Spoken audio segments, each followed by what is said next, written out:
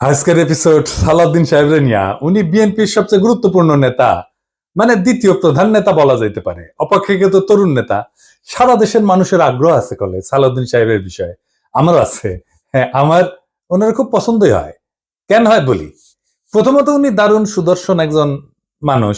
বাংলাদেশের পলিটিশিয়ানদের মধ্যে এমন সুদর্শন আর কেউ আছে কিনা আমার জানা নাই। পলিটিশিয়ানদের বাদ দেন, বাংলাদেশের নাগরিকদের মধ্যে এরকম সুদর্শন পুরুষ খুব কমই পাওয়া যাবে। ওনার বয়স মনে হয় 62-63 এরকম হবে, কিন্তু দারুণ রিজু একহারা ফিগার, দারুণ ফ্যাশন সচেতন। পাঞ্জাবির উপরে যে কোটিটা পরেন না, সেটা খুব এক্সক্লুসিভ করে, মনে হয় উনি ডিজাইন করেছেন, আর কোথাও দেখবেন না, নিজে ডিজাইন করেছেন। আমি শিওর ভবিষ্যতে সালাউদ্দিন কোটি হিসেবে এটা পরিচিতি পাইতে পারে। এগুলো তো গেল প্রশংসার দিক। উনি রূপালী পর্দার সেলিব্রিটি হইলে এই কথাগুলো এনাফ ছিল, কিন্তু উনি রাজনীতিবিদ, বাংলাদেশের প্রধান দলের বলা যায় দ্বিতীয় প্রধান রাজনৈতিক ব্যক্তি। তাই উনার যে কোনো আচরণ, যে কোনো ইতিহাস আমরা একদম মাইক্রোস্কোপের নিচে ফেলায় দেখব। আমরা উনার সাম্প্রতিক ঔদ্ধত্য নিয়ে শুরু করতে পারি। দেখেন, একটু লক্ষ্য করেন, সিনিয়রদের প্রতি ওনার ন্যূনতম একটা সম্মান বোধ নাই। এখনই যেন দলের মহা কিছু হয়ে গেছে, মঈন খানকে বক্তব্য দিতে থামাই দিল। পদত্যাগের ব্যাপারে আমরা লিখিত বক্তব্যে জানিয়েছি, আগেও জানিয়েছি। নিরাপত্তা উপদেষ্টা এবং আর দুইজন ছাত্র উপদেষ্টা যাদের কারণ আগেও জানিয়েছি। নিরাপত্তা উপদেষ্টা এবং আর দুইজন ছাত্র উপদেষ্টা যাদের কারণ আগেও জানিয়েছি। নিরাপত্তা উপদেষ্টা এবং আর দুইজন ছাত্র উপদেষ্টা যাদের কারণ। তারপরে মঈন খান বক্তব্য দিচ্ছেন, এটা ওনার সহ্য হইল না, উনি চলে গেছেন। দেখেছেন, দেখেন। যে তিনটি বিষয় নিয়ে আমরা কথা বলেছি আপনারা শুনেছেন, সংস্কার, বিচার এবং নির্বাচন। আমরা স্পষ্ট ভাষায় বলেছি যে উনার নিজের দলের সিনিয়রদের যিনি সম্মান দেন না, উনি দেশের সাধারণ মানুষকে সম্মান দিবেন কিভাবে? আবার ওনার বক্তব্যের টোন দেখেন, মনে হয় ধমকায় ধমকায় কথা বলতেছেন। নিরাপত্তা উপদেষ্টা এবং আর দুইজন ছাত্র উপদেষ্টা যাদের কারণে এই সরকারের নিরপেক্ষতা ক্ষুণ্ণ হচ্ছে, তাদেরকে বাদ দেওয়ার জন্য আমরা আজকেও লিখিত বক্তব্য আমরা দিয়েছি। সেই আশ্বাস ওনারা দেখবেন, আমরা আমাদের বক্তব্য দিয়েছি। আবার পাশাপাশি আমির খসরু মাহমুদের বক্তব্য দেখেন, নম্র বিনয়ী ভাবে বলতেছেন, তাই না? দেখেন, আমি একটু বলি, মূলত সংস্কার এবং বিচার, নির্বাচন, এই তিনটার উপর আলোচনা হয়েছে। তো সালাউদ্দিন সাহেবের টোন দেখেন, আবার দেখেন। নিরাপত্তা উপদেষ্টা এবং আর দুইজন ছাত্র উপদেষ্টা যাদের কারণে এই সরকারের নিরপেক্ষতা ক্ষুণ্ণ হচ্ছে, তাদেরকে বাদ দেওয়ার জন্য আমরা আজকেও লিখিত বক্তব্য আমরা দিয়েছি। মনে হয় ধমকাইতেছেন। উনার ধমকানের কেউ তো দে, হ্যাঁ তো দে না। হ্যাঁ, সে বলে চুপপুরে সরাইলে সাংবিধানিক সংকট তৈরি হবে, আর প্রফেসর ইউনূস পদত্যাগ করলে জাতি নাকি বিকল্প বেচা নেবে। মানে চুপপুর কোনো বিকল্প নাই। হাসিনার যেমন বিকল্প ছিল না, চুপপুরে বিকল্প নাই। যাই হোক, এটা আওয়ামী লীগ বললে তো মানা যাইতো, এটা বিএনপি বলে যে চুপপুর কোনো বিকল্প নাই। কোন লেভেলের বেদবি দেখেন।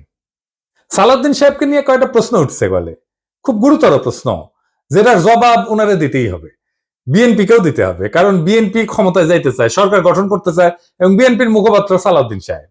আলাপ উঠিছে যে সালাউদ্দিন সাহেবের পোলা এস আলমের অফিসে বসতেছে। এই ব্যাপারে সালাউদ্দিন সাহেবের বক্তব্য কি? এস আলমের সাথে সালাউদ্দিন সাহেবের সম্পর্ক কি? এটা না একটা ব্যাখ্যা দেশবাসী জানতে চাইতে পারে।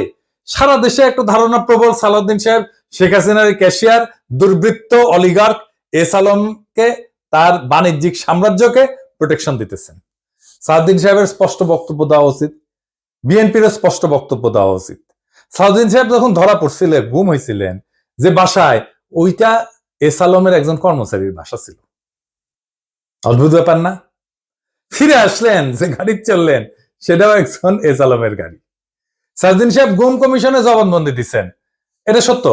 গুম কমিশন একটা ফ্যাক্ট ফাইন্ডিং কমিশন। এখানে জবানবন্দি দিলে গুমের বিচার হবে না। গুমের বিচারের জন্য আন্তর্জাতিক অপরাধ ট্রাইব্যুনালে অভিযোগ দায়ের করতে হবে।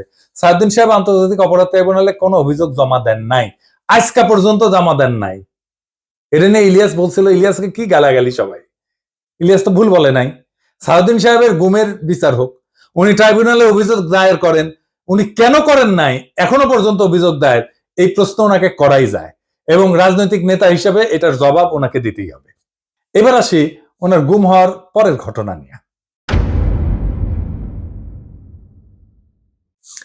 ওনার গুমের বিষয় নিয়ে প্রশ্ন তুললে ইলিয়াস, তাসনিম খানের লিখছে, বিএনপি নেতা সালাউদ্দিন আহমেদ র্যাবের হাতে বলপূর্বক অন্তর্ধানের শিকার হয়েছিলেন, ব্র্যাকেটে গুম। বিএসএফ এর মাধ্যমে তাকে বর্ডার ক্রস করায় Indian national investigation agency NIA এর হাতে তুলে দেওয়া হয়। বাংলাদেশ এবং ইন্ডিয়ান রাষ্ট্রীয় বাহিনীর হাতে বলপূর্বক অন্তর্ধান এবং এক্সট্রাঅর্ডিনারি রেন্ডিশনের একজন সার্ভাইভারকে নিয়ে যারা কুৎসিত প্রপাগান্ডা করছো, তাদের উপরে মজলুমের লানত। হ্যাঁ, ঠেলায় পড়লে নাকি বাঘে ধান খায়। আর পার্সিকুলার তাসনিম খলিল ঠেলায় পড়লে ইসলামী ভোকাবুলারি ইউজ করে, লানত ইউজ করেছে। যার জন্য ইউজ করেছে তারে ধন্যবাদ। ইলিয়াসের কারণে হাজার হোক, লানত শব্দটাতে ইউজ করেছে। সাউদ্দিন সাহেবের গুমের বিষয়ে আমরা সবসময় কথা বলছি, সবাই, ইলিয়াসও বলছে, সবসময় ওনার পক্ষে দাঁড়াইছে, ইলিয়াসও দাঁড়াইছে। আমাদের সকলের সহমর্মিতা আছে, সমবেদনা আছে।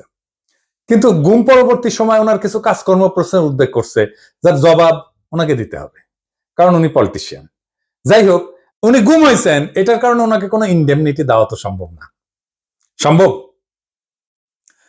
না। যাই হোক, এই প্রসঙ্গে বিস্তারিত না যে আমরা সালাউদ্দিন সাহেব গুমের পরে কেমন মজলুমের জীবন কাটাইছেন সেটা একটু দেখি। এটা শিলং এর সানরাইজ গেস্ট হাউস। ওইখানে সালাউদ্দিন সাহেব ছিলেন, হ্যাঁ, পুরো সময়টাই। রিভিউ ভালো, ভালো প্রপার্টি, মাশাআল্লাহ। শিলং এ কেউ বেড়াইতে যেতে চাইলে থাকতে পারেন। দেখেছেন, দেখেন কি সুন্দর জায়গাপত্র, দেখেছেন।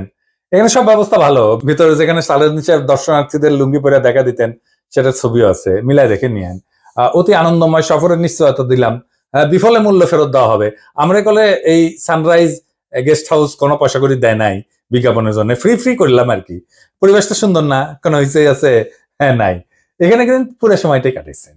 উঠিছেন মে মাসের 2015 সালে। তার 2 মাস পরে ডেইলি স্টার এই রিপোর্টটা ছাপে, তিনি কেমন আছেন। এটা একটা বিলাসবহুল গেস্ট হাউস, রিপোর্টেই কইছে। 4টা বেডরুম, উনি 2টা রুম ভাড়া নিছিলেন, কিন্তু থাকতেন একাই। দেখেন রিপোর্টে বলা আছে, অন্তত এই রিপোর্টে তাই বলতেছে। কিচেন আছে, খুব চমৎকার ড্রয়িং রুম আছে, ফায়ার প্লেস আছে, সবুজ লন আছে, পিসের সবুজ লন, এটা দেখে দেন। এইটা সে লাইব্রেরি আছে, বার আছে, তাতে মধ্যজাতীয় পানীয় আছে। ভালো। সাদিন সাহেব একা একা খেলেন, হাঙ্কার এনে দিয়েছে, খাবেন না, কিছু করলাম নাহিনি। তাইলে সাদিন সাহেব একটা কথা কই, যে সত্যেন্দ্রনাথ দত্ত আছে না, ওনার মদিরা মঙ্গল নামে একটা প্যারোডি আছে। ওই যে ডিএল রায়ের বঙ্গ আমার জননী, আমার ধাত্রী, আমার দেশ, একটা গান আছে না, ওইটা দিয়ে এটা একটা প্যারোডি বানিয়েছিলেন, মদিরা মঙ্গল। উনি কইছিলেন, মদ্য আমার, পানীয় আমার, শরাব আমার পেগ, কেন কোম্পানির নজর দিল গো, কেন হলো গো ডিউটি পেগ। মানে ডিউটি বেড়ে গেছিল। তো উনি মনের দুঃখে এই প্যারোডি লিখেছিলেন। তারপরে লিখেছেন, নিরামিষে যকৃতটা শুধু বৈরাগী সম করিছে শেখ, রাগ্গি আমার, মাগ্গি আমার, ভাগ্যি আমার পেগ। হ্যাঁ, আপনাদের প্রিয় রঠা মানে রবি ঠাকুর, মানে বিএনপির প্রিয়। তো রবি ঠাকুরের একটা গান বলি আর কি, আপনারা নাকি রবি ঠাকুরের গানকে জাতীয় সঙ্গীত বানাইতে পারিয়া কৃতজ্ঞ, সেজন্য ওনার একটা না বললে কেনকা করে হয়। মানে চিরকুমার সভা এটা লেখা আছে, ওরা অক্ষয় বলে একজন চরিত্র আছে, ওই গাইতেছে। ওই গাইছে কি জানেন, অভয় দাও তো বলি আমার উইস্কি, মানে ইচ্ছা, অভয় দাও তো বলি আমার উইস্কি, 100 টাকা সোডার জলে বাকি 3 পোয়া হুইস্কি। হ্যাঁ, আমাকে না একবার খাওয়ায় না সালাউদ্দিন সাহেব, 100 টাকা সোডার জলে বাকি 3 পোয়া হুইস্কি খাওয়ায়। এটা আমার উইশ থাকলো আপনার কাছে। পুরা বাংলাটা নিজে তো ভাড়া করেছিলেন, তো বাংলাদেশি টাকায় কত? 1.5 লাখ টাকা মাসে। আবার একজন পার্সোনাল অ্যাসিস্ট্যান্ট ছিল, ম্যানেজার ছিল, 2জন কেয়ারটেকার ছিল, 2জন মালি ছিল। একটা হাইলি সিকিউর্ড এরিয়া, কাছেই এয়ারফোর্সের অফিস। আর কয়া হয়েছে একটা গোয়েন্দা সংস্থার অফিস, আমরা ধারণা করি এটা রয়ের অফিস। কে রাখলো ওখানে ওনাকে? উনি অনুপ্রবেশের দায় গ্রেপ্তার হয়েছিলেন। উনি তো চাকরি করতেন না ইন্ডিয়াতে, উনি ইন্ডিয়াতে রাজনৈতিক আশ্রয় পান নাই। ওনার এই সুপার ফ্যাবুলাস লাইফস্টাইলের টাকা কে দিছে? টাকা কে দিছে?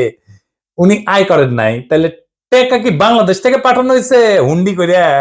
হুন্ডি আপনি করতে পারেন, এটা অর্থ পাচার না? এইগুলো লেজিট এবং বৈধ প্রশ্ন। আপনারা বলতে হবে টাকাটা কে দিছিল, কেঙ্কা করে গেছিল। এইবার একটা চমক, বিশাল চমক। সিট বেল্ট বাইন্ধে নেন, যা দেখবেন তাতে অজ্ঞান হয়ে পড়ে যেতে পারেন সিট থেকে। কি সেই চমক? সাউদ্দিন সাহেবের সঙ্গে দেখা করতে গেছে কিছু লোক ওই শিলং এর বাংলোতে। তার মধ্যে ছবিতে ডাইন পেশে গালে হাত দিয়া বসে আছে ব্যক্তিটা কে? হ্যাঁ, ব্যক্তিটা গুরুত্বপূর্ণ, কারণ সালাউদ্দিন সাহেবের সাথে সকল মিটিং এ তার উপস্থিতি দেখা যায়। সে ঠিক ওই একই চেয়ারে বসে, এইটা সাহেব আপনি দুটা ছবি পাশাপাশি দেখান না, দেখেন দুই সময়ের ছবি কলে দেখা করতে এসছে, তারাও ভিন্ন কলে। হ্যাঁ, সাউদ্দিন সাহেব এক ছবিত লুঙ্গি পরে আছে আর এক ছবিত পায়জামা পরে আছে, দেখেছেন, কিন্তু ওই বান্দা ঠিকই একই আছে, ওই চেয়ারে কে সে জন, তার নাম কি জানেন? তার নাম বিপ্লব পার্থ। চট্টগ্রামে তাকে সবাই চেনে, আওয়ামী লীগের একজন লেসপেন্সার, আওয়ামী লীগের একজন কর্মী এবং ভারতীয় এজেন্ট হিসেবে। আওয়ামী লীগের 15 বছর পুরোটা সময় দাপটের সাথে জীবনযাপন করে গেছেন। ছিলেন চট্টগ্রাম মহানগর আওয়ামী লীগের সাধারণ সম্পাদক আজম নাসির উদ্দিনের অন্যতম ডাইন হাত। আজম নাসিরের অনলাইন একটা পোর্টাল ছিল, তার নাম ছিল জয় নিউজ। জয় নিউজের সাংবাদিক হিসেবে দীর্ঘদিন কাজ করেছিল এই বিপ্লব পার্থ, মাশাআল্লাহ। কিন্তু এইসব পরিচয়ের বাইরেও তার একটা বড় পরিচয় আছে। বিপ্লব পার্থর মূল পরিচয়, সে ইসকনের চট্টগ্রাম বিভাগের মিডিয়া সেলের সমন্বয়ক। হ্যাঁ, সমন্বয়ক না, সমন্বয়ক। হ্যাঁ, এটা আবার গৌরবে ফেসবুকে ঘোষণা দিয়ে প্রচার করেছিল সে। চট্টগ্রামে চিন্ময় ইস্যুতে সবচেয়ে বেশি যে লোকটা সক্রিয়, সেটা হইতেছে বিপ্লব পার্থ। দেখেছেন মিছিলে, দেখেছেন আজম নাসিরকে দ্বিতীয়বার চট্টগ্রাম সিটি কর্পোরেশনের মেয়র নির্বাচনের জন্য মনোনয়ন পাওয়া দেওয়ার জন্য ওই নাকি অমিত শাহর কাছে নিয়ে গেছিল আজম নাসিরকে। আওয়ামী লীগ সরকারের আমলে বিপ্লব নাকি 60 বারের বেশি ইন্ডিয়া সফর করেছে, গর্ব করে কইতো, সব জায়গায় প্রচার করতো। আর এই সমস্ত সফরের নাকি বেশিরভাগই ছিল সরকারি সফর। তার পাসপোর্ট যাচাই করা হোক, তার প্রমাণ মিলবে। ইমিগ্রেশনে খোঁজ নেন, দেখেন কয়বার গেছিল। এটা পুলিশের কাজ, গোয়েন্দা সংস্থার কাজ। কেন একজন ব্যক্তি এতবার ভারত সফরে গেল, সেটা নিশ্চয়ই কারণ আছে। অনুসন্ধান করে এই রহস্য উদ্ধার করা হোক। এতদিন আওয়ামী লীগ হইলেও, এত সাজলেও আওয়ামী লীগ সাজলেও, 5ই আগস্টের পর হঠাৎ কইরা রূপ বদল করে বিএনপি হয়ে গেছে। সব প্রোগ্রামে যায় বিএনপি। একসময় সাংবাদিকতা করলে এখন পুরোপুরি বেকার করে এবং কাজ করে না। তো শোনা যায় আর কি যে ওক নাকি রয় ঢুকাইছে বিএনপির মধ্যে এবং বিএনপির সমস্ত তথ্য ভারতে পাচার করার জন্য। এমন একজন বিতর্কিত সেন্সিটিভ লোক ফ্যাসিবাদী সরকারের সময় কয়েকবার দেখা করছে সালাউদ্দিন সাহেবের সাথে। কি কারণে? সালাউদ্দিন সাহেবকে তো কইতে হবে কেন সে সব মিটিং এ থাকে। 5ই আগস্টের পর বিপ্লব পার্থ শেল্টার হইতেছে, গডফাদার হইতেছে বিএনপির আরেক স্থায়ী কমিটির সদস্য আমির খসরু মাহমুদ চৌধুরী। দেখেন ওর সাথে, দেখেন খালি ঘুরে বেড়ায়। স্বীকৃত, এটা প্রকাশ্য এবং স্বীকৃত। অথচ গত 15 বছরে ছাত্র দল এবং যুব দল করা হিন্দু সম্প্রদায়ের প্রচুর লোক আছে চট্টগ্রামে, তারা কাছে ভিড়তে পারে না আমির খসরু মাহমুদের। তাদেরকে বাদ দিয়া লীগের দালাল ভারতীয় এজেন্ট বিপ্লবকে জন্মাষ্টমীর নাম দিয়া চট্টগ্রামের রাজনীতিতে থিতু করার চেষ্টায় মরিয়া খসরু এবং সালাউদ্দিন চক্র। ছবিতে দেখেন বিপ্লব পার্থ মোদির সাথে ছবি, দেখেছেন? মোদির সাথেও ছবি, সালাউদ্দিনের সাথেও ছবি, ইসকনের চিন্ময়ের সাথে ছবি, ইন্ডিয়ান হাই কমিশনের সাথে চট্টগ্রামের বিভিন্ন ইভেন্টের ছবি। এবার বুঝেছেন তো আমির খসরু কেন অমিত শাহের সামনে জুলকাপ্পর নাম করতে যায়?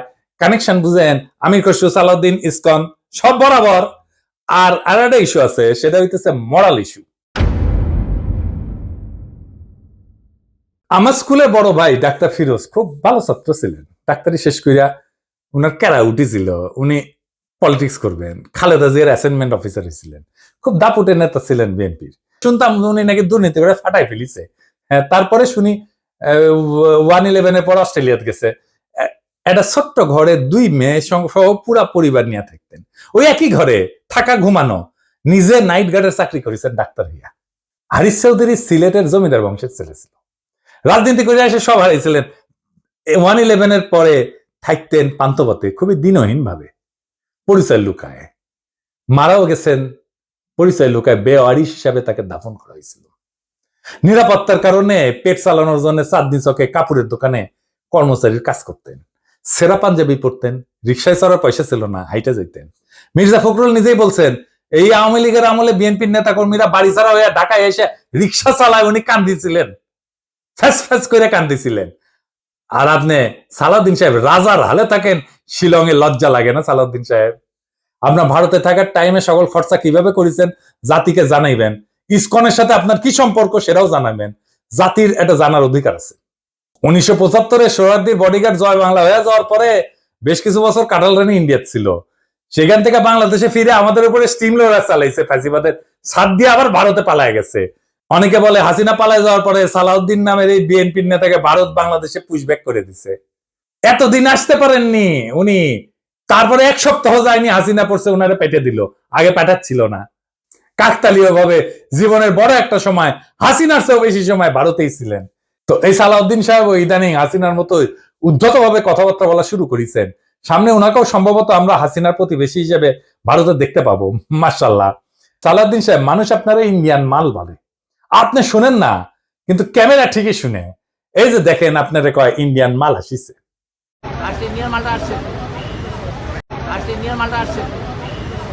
একজন নেতার চেহারা, পোশাক, স্টাইল, ফ্যাশন এ সমস্ত ইতিহাসের পাতায় জায়গা করে নেয় না। ইতিহাস মনে রাখে নেতৃত্বের সততা, আত্মত্যাগের পরিমাণ, আর সেই নেতার অবস্থান দুর্দিনে কোথায় ছিল। সালাউদ্দিন আহমেদ নিঃসন্দেহে গুমের শিকার হয়েছিলেন। সেই সময় দেশবাসী তার জন্য কাঁদছে। কিন্তু একজন মজলুম যখন বিলাসের চাদরে নিজেকে মুড়ায় ফেলেন, যখন নিজের গুমের বিচার আন্তর্জাতিকভাবে দাবি না কইরা তার রাজনৈতিক মূলধন বানায় ফেলেন, তখন প্রশ্ন ওঠেই। এবং এই প্রশ্ন তার ব্যক্তিগত না, সমগ্র বিরোধী দলের নৈতিক ভিত্তির উপরে আঘাত আনে। বিএনপিকেও বুঝতে হবে, সরকার বদলানোই রাজনীতি না। আদর্শ, ত্যাগ এবং গণমানুষের বিশ্বাস অর্জনই রাজনীতির মূল সোপান। আর সেই বিশ্বাস অর্জনের পথে সবচেয়ে বড় বাধা যদি হয় নিজের দলে থাকা সদ্য ভুক্তভোগী, ছায়া সুবিধাভোগী কিংবা একবিংশ শতকের গেস্ট হাউস রেভলিউশনারি, তাহলে শাসক পরিবর্তন হইলেও শাসন ব্যবস্থা বদলায় না। সালাউদ্দিন সাহেব, আপনি যদি সত্যি গণতন্ত্র চান, তাহলে সাংবাদিকের ধমকানো বন্ধ করেন, দলের সিনিয়রদের সম্মান করেন, জাতীয় ঐক্যের প্রতীক প্রফেসর ইউনূসকে তার যোগ্য সম্মান দেন, সম্মান নিয়ে কথা বলেন। আমরা চাইলে আর একটা প্রফেসর ইউনূসের মতো ফিগার পাবো না। চাইলে বটতলার উকিল হাজারো চুপ্পু পাওয়া যাবে। এস আলমের ছায়া থেকে বেড়ায় আসেন। আর সাহস থাকলে আন্তর্জাতিক অপরাধ ট্রাইব্যুনালে গিয়া বলেন, আমি গুম হয়েছিলাম, বিচার চাই। কারণ মানুষ আর একজন হাসিনা খুঁজতেছে না, তারা খুঁজতেছে এমন একজন নেতা যে প্রহসনের মুখোশ পইরা ট্র্যাজেডিকে উপহাস করে না। মানুষ ইতিহাসের পুনরাবৃত্তি চায় না, তারা ইতিহাস বদলাইতে চায়। তাই সিদ্ধান্ত আপনার সালাউদ্দিন সাহেব, আপনি ইতিহাস হবেন না আর একটা ব্যঙ্গাত্মক পুনরাবৃত্তি হবেন। আপনি বিশাল নেতা, আমরা অতি ক্ষুদ্র পিঁপড়া, কিন্তু মহাকালে যখন আমরা কেউই থাকবো না, সেই সময় এই ভিডিও থাকবে, প্রশ্নগুলো থাকবে, ইতিহাস জানবে। কেউ কেউ প্রশ্ন জারি রাখছিল, কেউ কেউ সবকিছু মেনে নেয় নাই। এভাবে জাতি চ্যালেঞ্জ করবে সেই দলটাকে যারা আগামী সরকার গঠন করতে চায় একটা রক্তাক্ত বিপ্লবের পরে, যে বিপ্লবের আকাঙ্ক্ষা ছিল ভারতীয় আধিপত্যবাদ মুক্ত একটা দেশ। সেই দেশে যদি আবারও কারো ছায়ায় আসে সেই পুরনো ভারতীয় শকুন, সেই দলকে, সেই ব্যক্তিকে রুখে দেওয়া প্রত্যেক দেশপ্রেমিক বাংলাদেশের কর্তব্য। ইনকিলাব জিন্দাবাদ।